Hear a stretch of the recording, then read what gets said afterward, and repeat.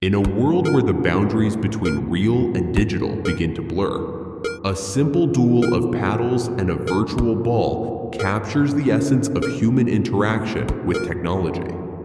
Through its simplicity, it opened doors to a new type of entertainment, where every movement was a dance between mind and machine. The game that encapsulated all this came to be known as Pong.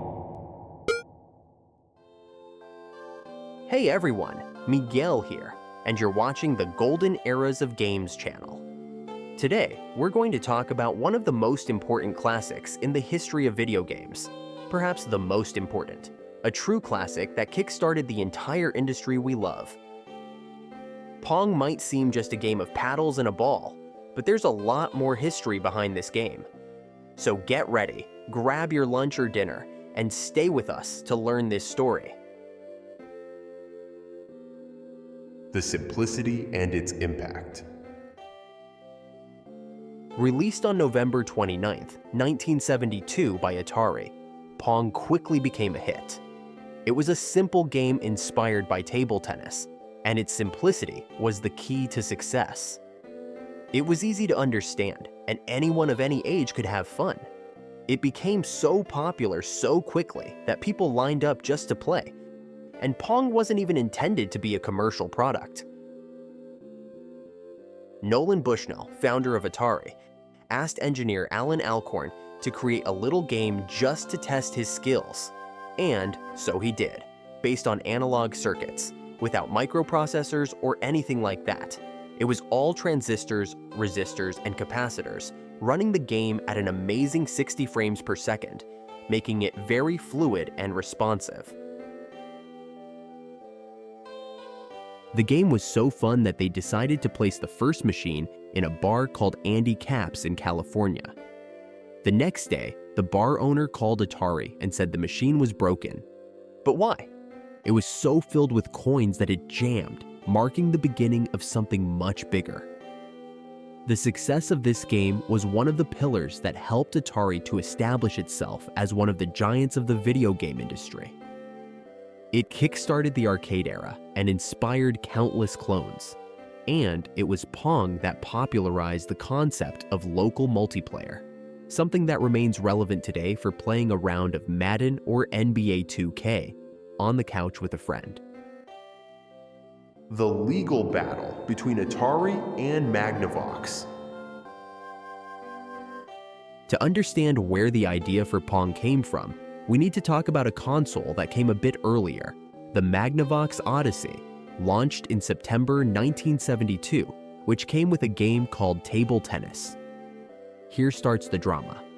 When Pong began to succeed, Magnavox noticed that the game was very similar to Odyssey's Table Tennis. The company then filed a lawsuit against Atari, claiming they had copied the game concept. Nolan admitted he had played the Odyssey before creating Pong years later. In the end, Atari had to pay $700,000 to Magnavox in 1976, about $4 million in today's money, to license the game. This judicial decision set a precedent for many future cases regarding intellectual property in video games. At the time, there wasn't much regulation on who invented this concept of digital games, so the agreement was made to avoid bigger problems. After this, Atari was free to continue selling Pong both in arcades and home versions.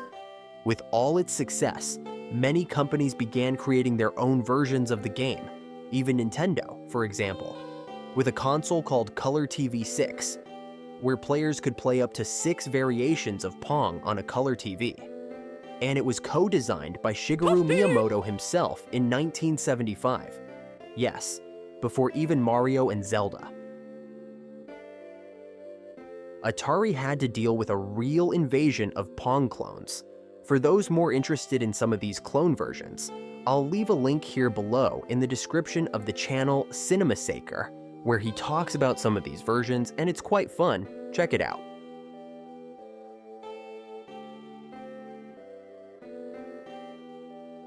The success of Pong.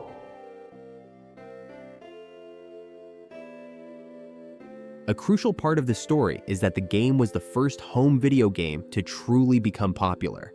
In 1975, Atari even released a home version, the home Pong, which allowed players to play it directly from their home TV. It sold so well that Atari could barely keep up with the demand, showing that video games were not just arcade fun, but also something that could take a spot in family homes. Just to give you an idea, it's estimated that the 1972 arcade machine of Pong sold about 35,000 units, while the home Pong version sold up to 150,000 units to families by the Christmas it was released, and that for an industry that had just been born. The legacy of Pong goes much beyond its simplicity.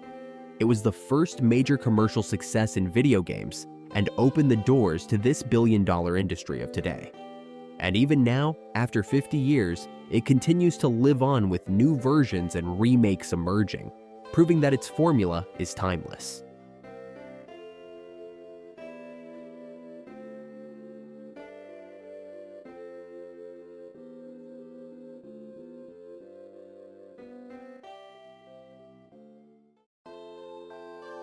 So that's it, folks.